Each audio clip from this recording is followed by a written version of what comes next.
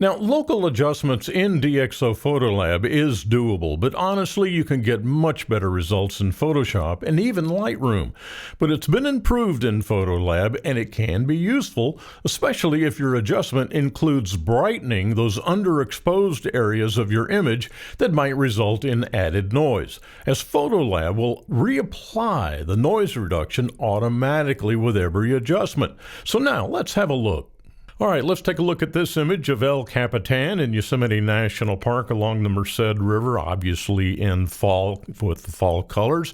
We're going to work on 3 separate areas of this image, so let's go ahead and get started. Now, the way you activate the local adjustments panel is up here in the upper right-hand corner with the paintbrush.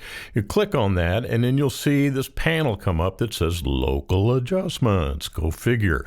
All right, now, there are other kinds of local adjustments here, and they really don't work very well. They work, but not like you can do in Lightroom and in Photoshop.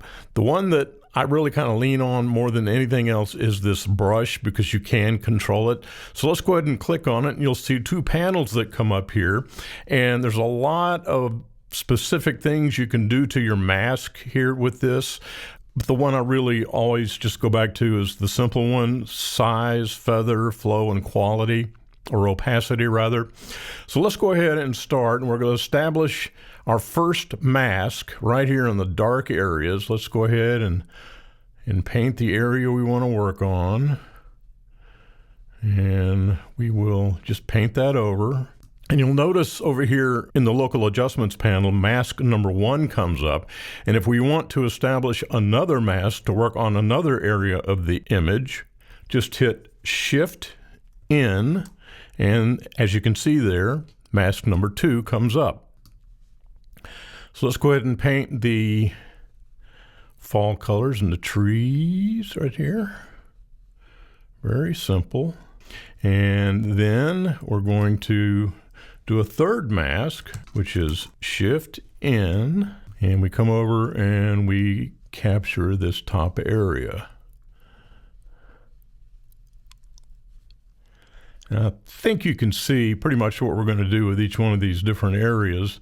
But let's go ahead and start with the first one right here, and we'll come down to our adjustment panels that I think you're already pretty much familiar with. And on this particular one, we'll just do a simple exposure adjustment on the darker areas of the image. We'll go ahead and bring that up. And I think you can see we're doing a little bit of HDR balancing, or just dynamic range balancing, actually. All right, so there's that adjustment. Now let's go to mask number 2. Right here for the fall colors, and we're going to boost the saturation on those fall colors with the vibrancy slider, and just give it a little bit in saturation to really make it jump. And then we'll come back up here, scroll to the top, and get our third mask. And this time we're going to reduce the exposure. It's just a little bit overexposed right there, just like that.